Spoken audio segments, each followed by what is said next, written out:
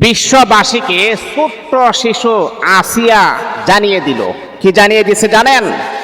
যে শিশুটা, তার বয়স হচ্ছে মাত্র 8 বছরের শিশু, দর্শনের শিকার হয়ে পৃথিবীর জমিন থেকে বিদায় হয়ে গেছেন।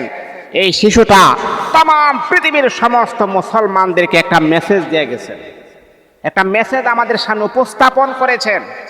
সেই মেসেজটা কি আমরা আপনাদেরকে বলি, কিন্তু আপনারা এক কান দিয়ে শুনেন, আরেক কান দিয়ে বের করে ফেলেন।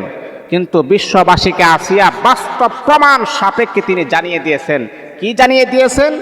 তিনি জানিয়ে দিয়েছেন এই পৃথিবীতে দুলাভাই বলেন কিংবা মামা খালু, আপনি যাকে বলেন সবার সামনে পর্দা করতে হবে, পর্দা করা ফরজ।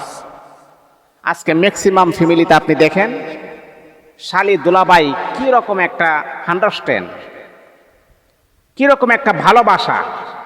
দুলাভাইয়ের সাথে যদি শালি পুটকারি না করে, কথাবার্তা না বলে, এটা কেমন কেমন দেখা যায়। এটা আধুনিক, এটা আমাদের স্টাইল। হে মুসলমান শুনেন, দুলাভাইয়ের সামনে শালি যদি পর্দা না করে, সেই ঘরের ভিতরে আল্লাহ পাকের আযাব আর গজব শুরু হয়ে যায়। যে কোনো সময় দুলাভাই কিংবা শালির মাঝে একটা ভাব চলে আসবে, জিনাহের প্রবণতা বেড়ে যাবে। আহা, এই আসিয়া আমাদেরকে জানিয়ে দিয়েছেন, এই পথগুলা দেখিয়ে দিয়েছেন। সেই আসিয়া দুলাভাই তাকে দর্শন করেছেন, দুলাভাইয়ের বাবা তাকে দর্শন করেছেন, দুলাভাইয়ের ভাই তাকে দর্শন করে দুনিয়া থেকে বিদায় করে দিয়েছেন। আর আপনি আপনার দুলাভাইয়ের সাথে আপনি সুসম্পর্ক করেন, দুলাভাইয়ের সাথে কথা বলেন, দুলাভাইয়ের সাথে হান্ডাস্টেন হাসি তামাশা করে, মুখ বাঁকা করে, সোজা করে কথা বলেন। এই বিধানটা কে দিয়েছে আপনাকে?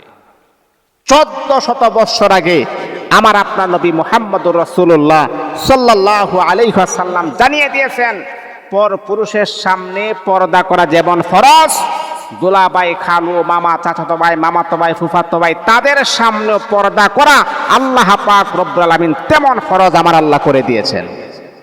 এই জন্য মুহতারাম হাজিরিন, একজন নারী পর্দার ভিতরে তাকে সুন্দর দেখায়, পর্দার ভিতরে তার শ্রেষ্ঠত্ব, তার সম্মান ফুটে ওঠে, পর্দার ভিতরে তার মর্যাদা ফুটে ওঠে, পর্দার ভিতরে তার সৌন্দর্যের বহির প্রকাশ ঘটে। আপনি যখন পর্দা করবেন না, আপনার সৌন্দর্য ফুটে উঠবে না। আপনি মনে করতেছেন আপনার চেহারা সুন্দর, মানুষ আপনার জন্য পাগল। মা দেখুন, আপনার চাইতে শ্রেষ্ঠ সুন্দরী যারা আছেন তারা দর্শনের শিকার হচ্ছেন। মনে রাখতে হবে, আপনিও যখন দর্শনের শিকার হবেন, আপনার চেহারার মানুষের কাছে আর 1 পয়সারও কোনো মূল্য থাকবে না। এই জন্যে পর্দাওয়ালি মেয়েদের চেহারার যেই পরিমাণ সুন্দর, বেপর্দা নারীর চেহারা সেই পরিমাণ সুন্দর না। পর্দার ভিতরে থাকলে আল্লাহ পাক আপনার চেহারার ভিতরে এক প্রকারের নূর আবার আল্লাহ দান করবেন।